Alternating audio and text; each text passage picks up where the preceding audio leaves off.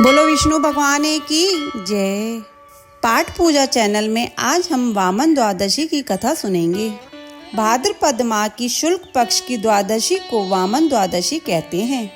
भगवान की लीला अनंत है और उसी में एक वामन अवतार है। इसके विषय में श्रीमद् भागवत पुराण में विस्तार से उल्लेख है। हरदोई को हरिदेई भी कहा जाता है क्योंकि भगवान ने यहाँ 2 बार अवतार लिया। एक बार हिरण्यकश्यप का वध करने के लिए नरसिंह भगवान के रूप में तथा दूसरी बार भगवान वामन का रूप धारण कर। वामन अवतार को भगवान विष्णु का महत्वपूर्ण अवतार माना जाता है। वामन अवतार की कथानुसार देव और दैत्य के युद्ध में दैत्य पराजित होने लगे थे। पराजित दैत्य मृत एवं आहतों को लेकर अस्ताचल चले जाते हैं और दूसरी ओर दैत्यराज बलि इंद्र के व्रज से मृत हो जाते हैं तथा दैत्य गुरु शुक्राचार्य अपनी मृत संजीवनी विद्या से बलि और दूसरे दैत्यों को भी जीवित एवं स्वस्थ कर देते हैं। राजा बलि के लिए शुक्राचार्य एक यज्ञ का आयोजन करते हैं तथा अग्नि में दिव्य रथ बाण अभेद कवच पाते हैं। इससे असुरों की शक्ति में वृद्धि हो जाती है और असुर सेना अमरावती पर आक्रमण कर देती है। देवताओं के राजा इंद्र को दैत्यराज बलि की इच्छा का ज्ञान होता है कि बलि 100 यज्ञ पूरे करने के बाद स्वर्ग को प्राप्त करने में समक्ष हो जाएगा।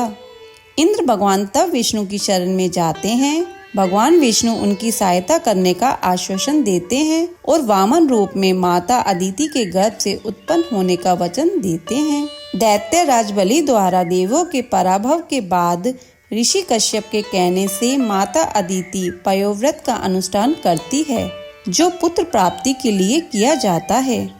तब भगवान विष्णु भाद्रपद मास की शुक्ल पक्ष की द्वादशी के दिन माता अदिति के गर्भ से प्रकट हो अवतार लेते हैं तथा ब्रह्मचारी ब्राह्मण का रूप धारण करते हैं।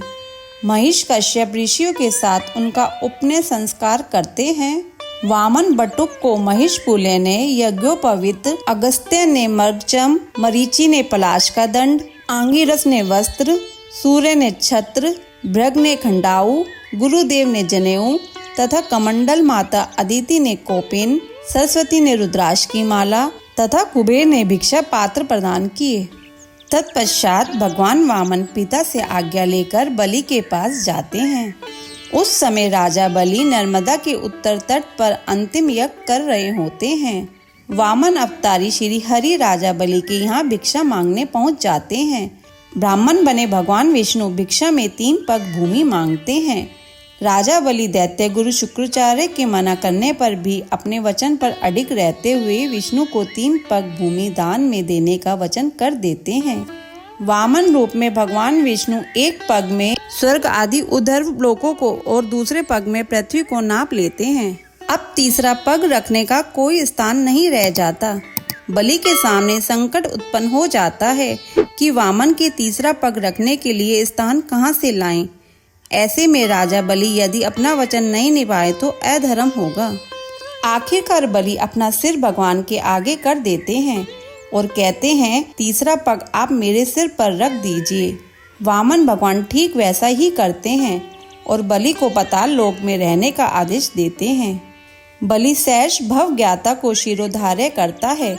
बलि के द्वारा वचन पालन करने पर भगवान विष्णु अत्यंत प्रसन्न होते हैं और दैत्यराज बलि को वर मांगने को कहते हैं।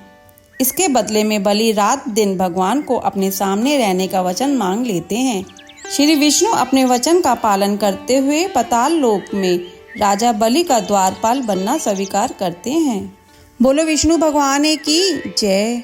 अगर आपको यह कथा अच्छी लगी हो तो इसे लाइक करके शेयर करें। चैनल पर नए हैं तो सब्सक्राइब करें।